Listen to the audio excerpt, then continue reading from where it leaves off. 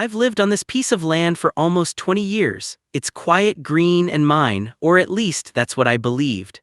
Every morning, I'd walk out to the porch with my coffee, stare at the sunlight dripping through the old oak tree my father planted, and think this land will always be ours. But one morning changed everything. Pinned to my wooden fence was a bright orange notice. The words hit me like a punch. Property violation, unauthorized occupation. Contact HOA immediately. HOA? I didn't even belong to one. My nearest neighbor was nearly half a mile away, and the Maple Ridge subdivision, the one that did have an HOA, started far down the hill. I lived outside their gates, or so I thought. The notice claimed I owed over $18,000 in unpaid HOA dues and land use penalties. I laughed out loud at first. It had to be a mistake, maybe a misprint, maybe some overzealous clerk sending letters to the wrong address. But as I read the small print at the bottom, failure to comply will result in legal action, the laugh died in my throat. I called the number listed. A woman answered, her voice sharp, rehearsed. "This is Maple Ridge Homeowners Association. How can I help you?" I told her my name, my address, and the problem. There was a short silence, then her tone turned cold. "Sir, your address falls under Maple Ridge jurisdiction. You're required to settle your account or vacate the property." "Excuse me," I said, "that's impossible. This land was bought long before Maple Ridge even existed." Her reply was chilling. "Our records indicate otherwise, Mr. Harris. If you'd like to contest the claim, you can do so in court." She hung up before I could say another word. That night I couldn't sleep. The idea that someone was trying to claim my home, my father's land, made my skin crawl. I sat in the living room with every light off, staring at the notice. Its orange color seemed to glow in the dark, mocking me. By morning, I decided to confront them directly. I drove to the Maple Ridge HOA office, a pristine white building with fountains and manicured hedges. Inside, I met a tall man in a navy suit, his badge read President Robert Chandler. He smiled politely. "How can I help you, sir?" I handed him the notice. "You can start by explaining this. Your HOA is claiming my land." He scanned it casually as if he'd seen hundreds like it before. "Yes, this is a standard property enforcement. According to our records, your parcel overlaps with Maple Ridge boundaries." "That's impossible," I said again. "I've been paying county taxes for years. There's never been any HOA listed." He leaned back, hands folded. "Mr. Harris, I understand this is frustrating, but the subdivision maps were redrawn 3 years ago. Your property now falls under our jurisdiction. You can either become a member or sell the disputed section to the association. That's the law." My voice trembled. "You can't just redraw maps and take someone's land." His smile didn't move. "You'd be surprised what paperwork can do." I left that office furious and terrified. Back home, I pulled out my old file box from the closet, the one my father left me. Inside were property tax receipts, mortgage statements, and at the very bottom, the deed, the original one from 1978. It described the land's exact borders, 2 acres beginning at the creek and ending at the old oak tree. No mention of any subdivision, no HOA, no Maple Ridge. Still, something didn't sit right. The HOA president had sounded so confident, I needed proof. The next morning, I went to the county recorder's office. The clerk, a tired-looking man with silver hair, typed my parcel number into his computer. He frowned. "Oh, that's strange," he muttered. My stomach tightened. "What's strange?" He turned the monitor toward me. "There are 2 property records here, one under your name and one under Maple Ridge HOA." I blinked. "How can that be? I've owned this land for almost 2 decades. He clicked through the files. "Looks like a boundary overlay was filed in 2022. Someone adjusted the subdivision map and your parcel line got pulled in. So they just took it." He shrugged helplessly. "It happens sometimes, usually a survey error, but sometimes politics." I left the office numb. Politics? How could a neighborhood committee rewrite the county map? When I got home, I saw 2 men standing near my fence. They were wearing reflective vests marking the ground with orange flags. I ran outside. "Hey, what are you doing?" One of them didn't even look up, surveying for Maple Ridge. "This isn't Maple Ridge property," I shouted. "Get off my land." He gave me a smirk. "Tell that to the records, buddy." That night I sat at the kitchen table with a cup of coffee gone cold. My wife's old photo stared back at me from the wall. She passed away years ago, but she loved this land more than anything. "They can't take it," I whispered to myself. The next day, a thick envelope arrived in the mail. Inside was a final notice of encroachment from the HOA legal department. It claimed my driveway and half my backyard were shared community property and that I had 60 days to remove unauthorized structures. They even listed my garage and fence as encroachments. I tore the letter apart, but the fear stayed. What if they could actually do this? That night I went back through my father's old box. Beneath a layer of yellowed newspaper, I found a small metal envelope sealed with electrical tape. I sliced it open. Inside was a folded paper, fragile and discolored, along with a small brass key. The paper was labeled "Land Deed, Original Copy, Keep Safe." The handwriting was my father's. I carefully unfolded it, tracing the ink with my finger. This version was different from the one in the county system. There was an extra signature at the bottom from a man named Henry L. Graft, a surveyor I'd never heard of, and under it, a note. "Certified before district separation, Maple Ridge Development not yet incorporated." It was dated 1977, 1 year before Maple Ridge even existed. That meant the HOA had no legal authority to claim my land. But why wasn't this copy recorded anywhere? I decided to find out who this Henry Graft was. After hours of digging through old online archives, I discovered he'd been a county land surveyor who mysteriously resigned in 1979. Some reports hinted he'd been forced out after disputes with developers, including the same group that later built Maple Ridge. My father must have kept his original certification, the only proof of the land's real boundary. That night I locked the document in my safe. But as I was about to sleep, headlights flashed outside my window. I peeked through the curtain. A black SUV was idling near my driveway. When I stepped onto the porch, it sped off. The next morning, I found the orange survey flags trampled and a new notice pinned to my fence. This one said, "Trespassing on HOA property, final warning." They were escalating. I called the police. The officer who arrived was polite but indifferent. "Sir, these HOA disputes happen all the time," he said. "You'll need to take it to civil court." "Civil court," I repeated, "someone literally trying to steal my land." He sighed. "If their paperwork says it's theirs, we can't intervene." I felt helpless, invisible. Days turned into weeks. The tension grew heavier. Every time I drove past the Maple Ridge gate, I felt eyes watching me, my mailbox filled with HOA letters, each one more aggressive than the last. Then one night I heard footsteps outside. I grabbed my flashlight and stepped into the yard. The air was cold and still. I scanned the trees, nothing. But when I reached the edge of the fence, I saw something glinting in the dirt. A metal tag. It was a property marker, freshly hammered in, engraved with Parcel 12B, Maple Ridge HOA. I stood there frozen. They were physically moving the boundary line now. I pulled the stake out of the ground and held it in my hand. That's when I noticed it, a faint number etched into the side, 1127. I didn't know it then, but that number would lead me to the proof that changed everything. The next morning, I went back to the county office. The same clerk looked annoyed to see me again, but when I showed him the tag, his expression changed. "Where'd you get this?" he asked quietly. "From my fence line," I said. He typed the number into his database. After a moment, his eyes widened. "This marker was logged last month by a private surveying company called Chandler Development Group." Chandler, the HOA president's last name. It all started to make sense. The man wasn't just the HOA president, he was also part of the original development company. He'd been redrawing the maps himself. I left the office shaking. They had money, lawyers, influence, but I had something they didn't expect: the original deed.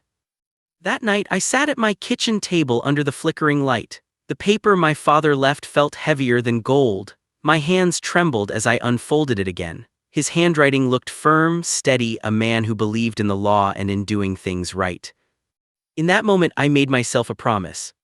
They might have papers, threats, and power, but I had the truth, and I was going to make them choke on it. But just when I thought I had the upper hand, something happened that changed everything. The next morning, when I went to retrieve the deed from my safe, it was gone. When I opened that safe and saw the empty space where my father's deed had been, my body went cold. The folder was there, but the paper, the one proof that could save everything, was gone. I stood there frozen, staring at the hollow metal box. My mind tried to make sense of it. I was the only one who knew the combination. I hadn't opened that safe in years before last night. The lock didn't look tampered with. There were no scratches, no forced entry marks. It was like the document had simply vanished. I tore through the house, searching every drawer, every folder. Nothing. The brass key that came with the deed was still in the metal envelope, untouched, but the deed itself gone. I didn't know whether to scream or cry. I grabbed the phone and called the county sheriff. When the deputy arrived, I told him someone had stolen a critical legal document. He looked around my house, took a few notes, then shrugged. "Sir, there's no sign of a break-in. Maybe you misplaced it." "Misplaced it?" I shouted. "That deed was the only proof this land is mine." He looked at me like I was overreacting. "Without evidence of theft, there's not much we can do. Maybe it was taken by someone with access." "No one has access," I said through clenched teeth. When he left, I felt more alone than ever. The HOA had cornered me. They wanted that paper and somehow they'd gotten it. Later that day, I drove back to Maple Ridge. The same black SUV I'd seen outside my house was parked near the clubhouse. Inside, I found Mr. Chandler standing near the reception desk talking to a man in a gray suit. When he saw me, that smug smile crept across his face. "Mr. Harris," he said smoothly, "here to resolve your membership issue." I clenched my jaw. "You broke into my home." He tilted his head slightly. "That's a serious accusation." "My deed is missing. You're the only one with a reason to take it."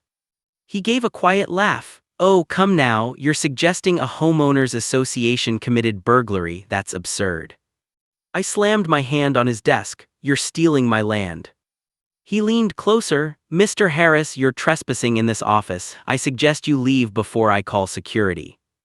I stared at him for a long moment, my chest heaving. His eyes didn't flinch. They were calm, cold, rehearsed. This wasn't a man afraid of the truth. This was someone who believed he controlled it. As I turned to leave, I noticed something on the wall behind his desk. A framed map of Maple Ridge updated with fresh ink. My property, the one I lived on, was shaded in gray, labeled Parcel 12B, Common Lot. That was the proof I needed.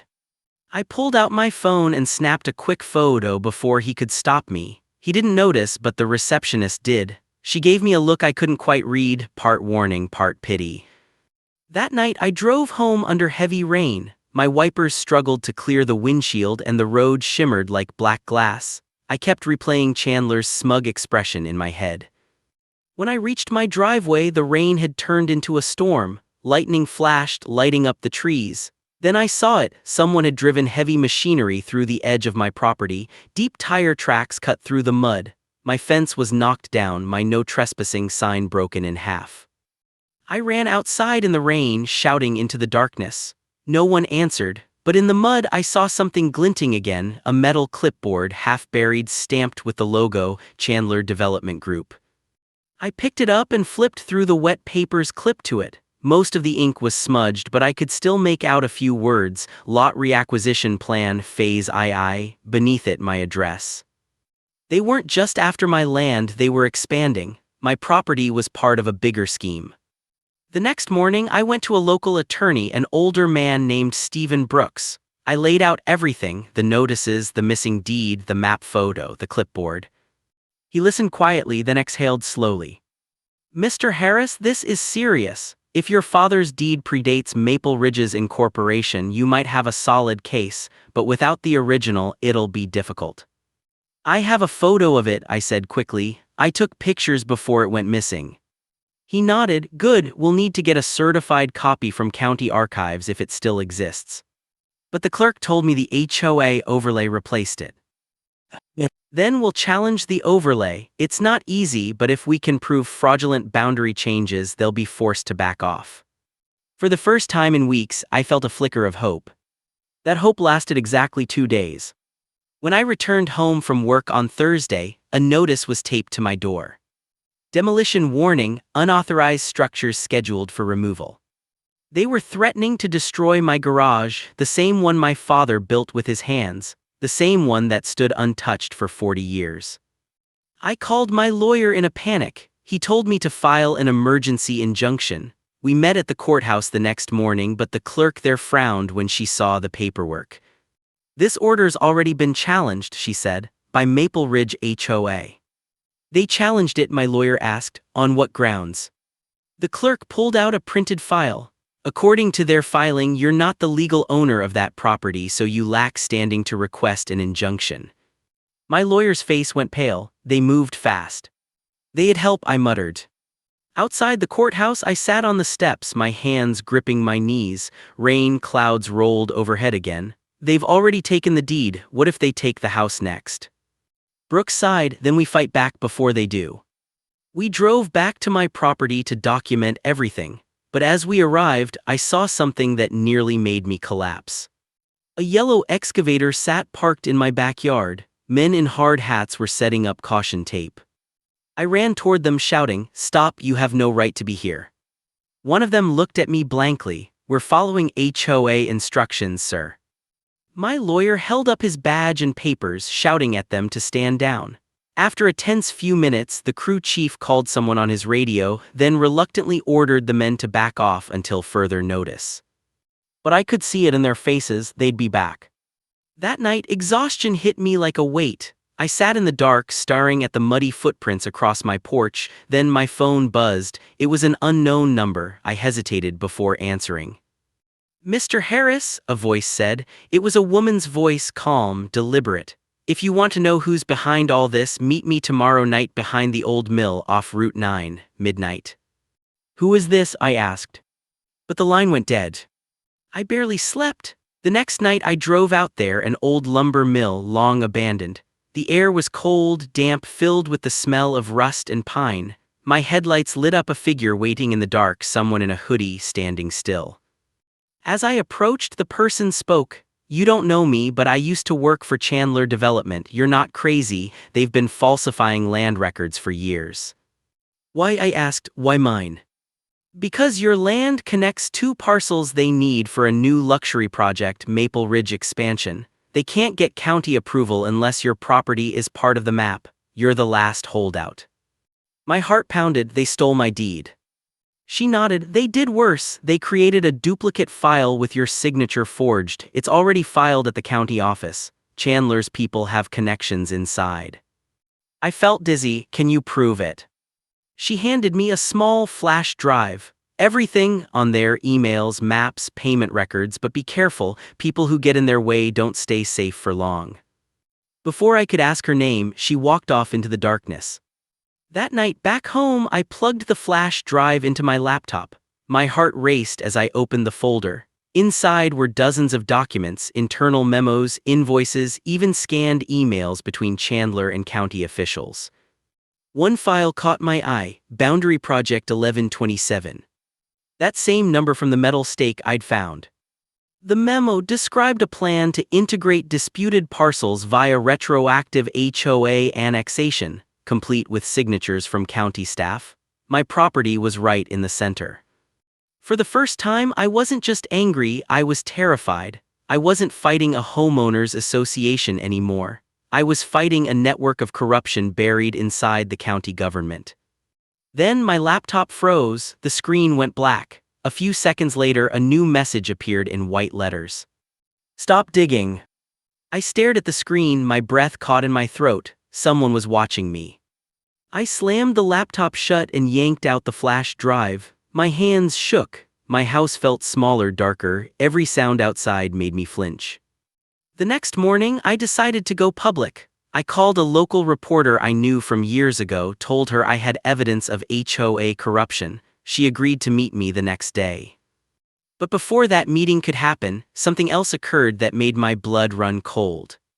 When I stepped outside to grab the morning paper, I found a single white envelope on my porch. No stamp, no name. Inside, one sentence typed in bold. "Your father warned us once, he didn't listen either." I stood there staring at those words as the wind blew through the trees. My knees nearly gave out. My father.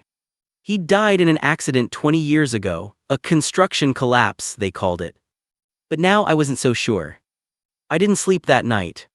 Not because of fear this time, but because of determination. Something in my gut told me that the HOA wasn't just wrong, they were hiding something.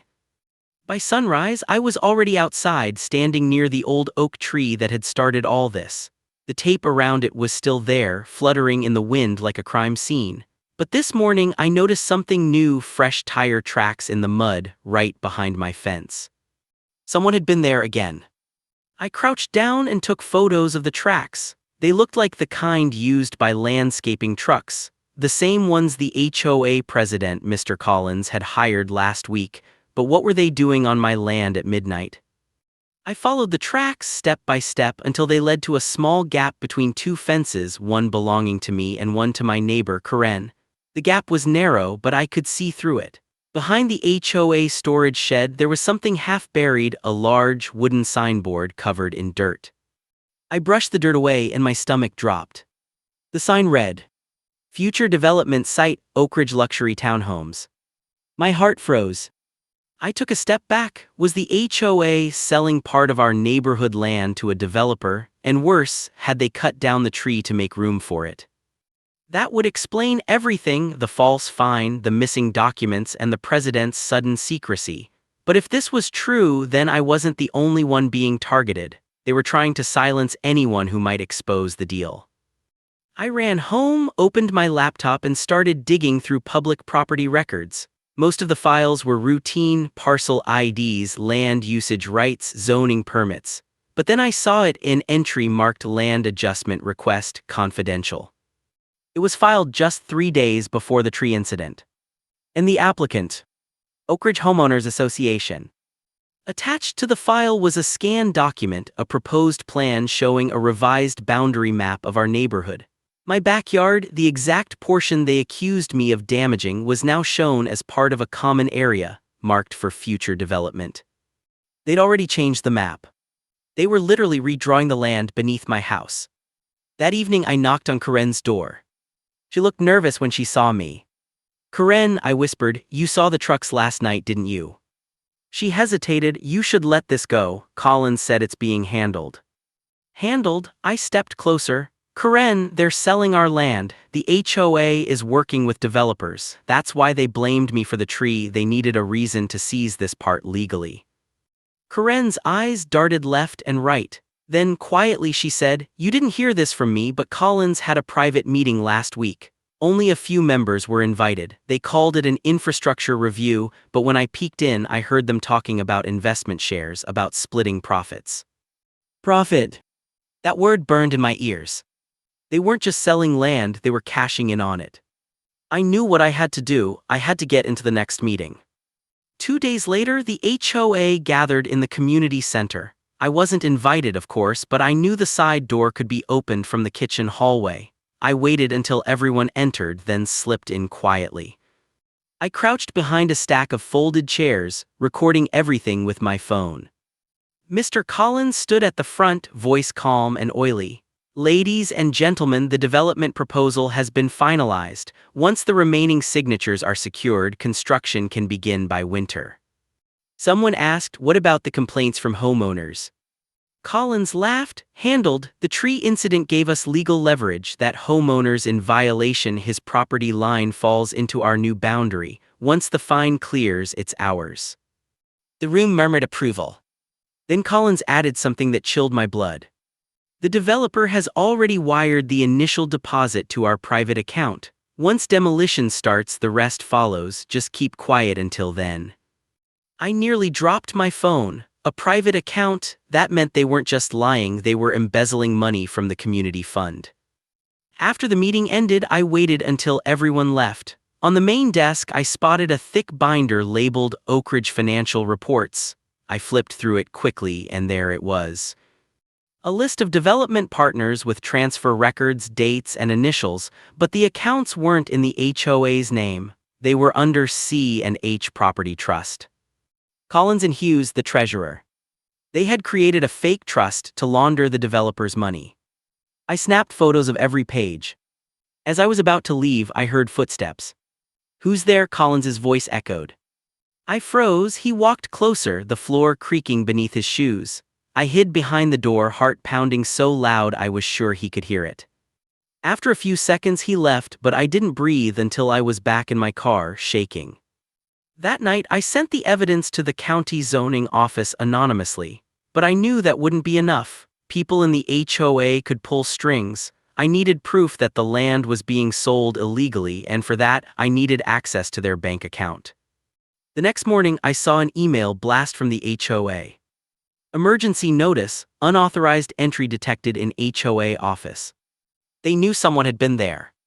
And that's when I saw him, Collins, standing near my driveway talking to a man in a black SUV. The SUV didn't have a license plate. The man wasn't from our neighborhood. They both looked up at my house, then the SUV drove off slowly. That night my doorbell rang. A man in a cheap suit flashed a badge, "Private Investigator." "Mr. Miller," he said, "I'm investigating an incident involving HOA property. Mind if I ask a few questions?"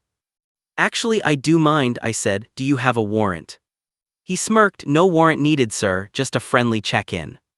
He leaned forward. "You were seen near the HOA office 2 nights ago. That's trespassing." I stayed silent.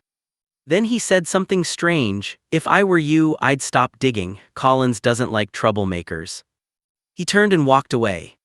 By now, I realized this wasn't a simple HOA dispute. It was bigger, organized, corrupt, and possibly dangerous. I decided to meet with one person I could still trust, the county inspector who'd previously reviewed our neighborhood environmental reports. When I showed her the photos, she frowned deeply. This map isn't approved," she said, "and that trust name, it's not registered in the system. These documents are forged." She looked at me. "Mr. Miller, you need to be careful. If what you're saying is true, someone's committing fraud at a county level." She promised to forward the case to the state's Property Crimes Division, but before she left, she whispered, "Don't tell anyone you came to me." That night my mailbox was smashed. A note was taped to my door. "Stop before it gets worse." I thought about quitting, I really did, but then I remembered this was my home. My father had built this fence with his own hands. No corrupt HOA president was going to erase that. So I set up 2 cameras, one hidden near the oak stump, another facing the street. At 2:47 a.m., motion alerts pinged my phone. I watched live as a group of men in dark hoodies carried boxes from the HOA shed to a van. I zoomed in. The boxes were labeled financial records. They were destroying evidence. I ran outside shouting, but they sped away before I could catch their plates. I grabbed the recording and saved it in 3 separate drives. The next morning, the HOA called for a mandatory community meeting. When I arrived, the tension was thick. Collins stood at the front again, pretending calm. "It has come to our attention that false accusations are being spread by a resident. These lies harm our reputation. Therefore, we are issuing a permanent fine of $50,000 for property damage, defamation, and unauthorized access." Gasps filled the room. "Are you serious?" I shouted. "You're fining me for exposing your crime." Collins smiled coldly. "Crime? You have no proof." But I did. I connected my phone to the projector and played the footage: the midnight meeting, the money transfers, the truck removing evidence. The room went silent. Then chaos erupted. People shouted, argued, demanded explanations. Collins's face went pale. Hughes tried to snatch the cable, but someone stopped him. Karen stood up, trembling. "He's telling the truth. I heard them discussing the sale myself." Within minutes, the crowd turned on them. But before I could celebrate, Collins said something that froze the room. "You think you've won? You have no idea who really owns this land." He pulled out a document and slammed it on the table. It was a deed transfer dated months ago, showing that the entire HOA property, including my lot, had already been sold to C&H Holdings LLC. The signature: the previous county commissioner. I felt the blood drain from my face. This wasn't just an HOA scandal anymore, it was systemic. The ground beneath our homes didn't even legally belong to us anymore. And that's when the door burst open. 2 men in suits entered, flashing federal badges. Mr. Collins, Mr. Hughes, step away from the desk. You're under investigation for fraud, money laundering, and conspiracy to falsify property records. The room fell silent. Collins tried to speak, but one of the agents cut him off. We've been monitoring your transfers for weeks. You've been selling community land under fake trusts. As they cuffed him, Collins turned toward me, eyes burning with rage. This isn't over, Miller. You still live on our land. Then he was taken away. I stood there breathless. People were crying, shouting, hugging. Some thanked me, others looked terrified. The truth had finally come out, but so had something worse. Our neighborhood was never really ours, but not because of fear this time, because everything I thought I knew about my home, my land, even my neighborhood had just fallen apart. The HOA president, Collins, and the treasurer, Hughes, had been arrested. The FBI took their hard drives, their records, their fake trust documents. The neighborhood was buzzing with relief. People gathered in small groups whispering, "It's over." But something in me knew it was. The words Collins said before being taken away kept echoing in my head. You still live on our land. Those words didn't sound like empty revenge, they sounded like a fact. 2 days later, the county inspector, the same woman I'd shown my evidence to, called me urgently. Mr. Miller, you need to come down to the office, now. When I arrived, she was waiting in the hallway, holding a thin, sealed envelope. She looked uneasy. We ran a title verification on every property in your HOA district, she said. Something isn't right. She opened the envelope and handed me the report. My eyes scanned line after line, and then I saw it. Title holder, C&H Holdings LLC. Sublease, residential occupancy rights only. I blinked, confused. What does that mean? She took a deep breath. It means none of you actually own your land. You've been paying mortgages on properties that were never transferred to your names. Legally, you're tenants, not homeowners. My legs almost gave out. That's impossible. I've got a deed. I paid for this house. She nodded sadly. Your deed's a copy. The originals were never filed with the county. The HOA forged the paperwork to make it look official. They've been collecting property payments as if you owned it, but all this time you were paying rent through your HOA fees. I stared at her numb. Then who owns the land? She turned the last page. The ownership trail led to C&H Holdings LLC, which was connected to a larger company, Northgate Urban Development Group. And the registered agent behind that company, Richard Collins's brother. So it wasn't just greed, it was a family operation. They'd created shell companies to buy up old neighborhoods cheap, then used HOA rules to control residents, forge paperwork, and sell development rights behind everyone's backs. We weren't homeowners, we were squatters living in a corporate experiment. That night I walked around the block. Everything looked the same, the mailboxes, the fences, the kids' bikes on the lawns, but suddenly it all felt fake, manufactured, like a movie set. Karen saw me standing there and came over, tears in her eyes. They took everything, didn't they? I nodded. We never owned any of this, it was all a lie. She looked down. I heard from a friend in City Hall the county might seize the neighborhood. They're calling it a misregistered land development project. We could all be forced out. Forced out, I whispered, even after everything they did to us. Karen just nodded silently. The next week, government officials and real estate lawyers swarmed our community center. Trucks rolled in with boxes of documents. Every homeowner was summoned to review their property status. I sat in that meeting for hours, surrounded by angry, confused faces. One woman shouted, "I've lived here 20 years. Another man slammed his papers, yelling, "So my mortgage is worthless." The official at the front kept repeating, "We're doing everything we can to resolve this legally." But their eyes told the truth. They couldn't fix this. The land wasn't just stolen. It had been sold multiple times between fake trusts, making the ownership chain nearly impossible to untangle. It was like trying to find a ghost in a maze of paperwork. That night, I got an email from an anonymous address. Subject line, "You don't know the whole story." Inside was a single attachment, a scan letter dated 6 years ago. It was a county permit. Signed by the previous commissioner, the letter approved the sale of the Oak Ridge neighborhood for redevelopment purposes. But there was a handwritten note at the bottom. Ownership transfer complete, as agreed with C and H residents will remain unaware until Phase 2. I sat there shaking. Phase 2. What was Phase 2? The next morning, I went to the old HOA shed, now sealed off with caution tape. I cut through it and stepped inside. Most of the shelves were empty, but in one corner, buried under broken binders, I found a rolled-up blueprint. It wasn't for homes. It was for a commercial complex, a shopping center, parking garage, and luxury apartments right on top of our neighborhood.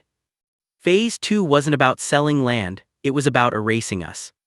I rushed the blueprint to the inspector's office again. She stared at it in disbelief. This was never approved, they forged our seals. We took it to the district attorney that same day. By then, the FBI was already deep into the case. Agents confirmed that millions in developer funds had been funneled through Collins's family companies. But one thing still didn't add up: the original landowner. Who sold it to them in the first place? 2 weeks later, the truth came out, and it was worse than anyone imagined. The original owner wasn't Collins or his brother or even a developer. It was a government housing trust formed in the 1970s to provide affordable housing. The trust had quietly gone bankrupt in the 1990s, and when that happened, its land titles were supposed to be transferred to the county. But they never were. A few corrupt officials, including the old commissioner, had lost the records and later sold the land privately to Collins's shell company. For nearly 30 years, Oak Ridge was a ghost neighborhood on paper, unowned, unprotected, and ripe for exploitation. We had all been living on land that technically belonged to no one. The FBI's investigation exploded in the news. HOA fraud ring exposed, dozens lose legal ownership of homes. Was the headline on every channel.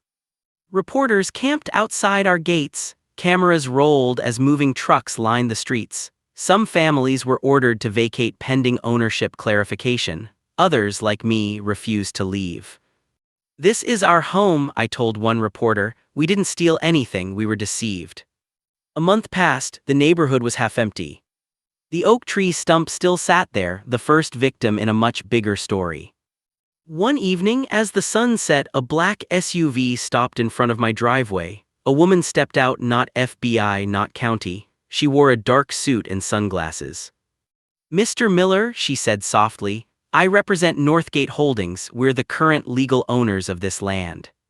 I clenched my fists. "You mean the land your company stole?" She smiled faintly. "We acquired it legally through the proper channels, but given the public pressure, we're offering residents a settlement. You can stay if you sign a new lease agreement." "A lease?" I laughed bitterly. "So I pay you rent to live in my own house?" She shrugged. "It's that or eviction. You have 30 days. Then she handed me a document and left. For the first time in my life, I truly understood what it felt like to own nothing, not even the ground under your feet. That night, I stood where the oak tree once grew and stared at the sky. All around me were empty homes, silent streets, and memories that no longer belonged to anyone. But even then, I couldn't give up, not after everything. I contacted a lawyer, one who specialized in land restitution. Together, we started building a class action lawsuit representing every defrauded homeowner in Oak Ridge. We gathered signatures, evidence, and testimonies. The FBI supported us with documents showing fraudulent transfers. It became one of the biggest property lawsuits in state history. Months later, the verdict came. The court declared that the HOA's transfers were illegal and void and that the homeowners were the rightful occupants. The development plan was canceled. Collins and Hughes received federal prison sentences for fraud and conspiracy. The neighborhood erupted in celebration, but for me, it was bittersweet, because even though we'd won, I knew deep down the scars would never fade. The tree, the lies, the fear, all of it had changed us forever. A year later, the oak tree's place was replaced by a small community garden. Children planted flowers where its roots once were. The HOA was gone, replaced by a new neighborhood council, transparent and fair. One morning, as I watered the plants, Karen came by with a smile. "You did it," she said. I looked at the flowers and shook my head. "No, we did, we all did." But in my heart, I knew it wasn't just a victory over corruption. It was proof that even when powerful people manipulate the system, truth still has roots that can't be buried forever. As I walked back toward my house, I looked at the sign by the entrance. It no longer read Oak Ridge HOA. It simply said, Oak Ridge our home again. And for the first time in a long time, I finally believed it.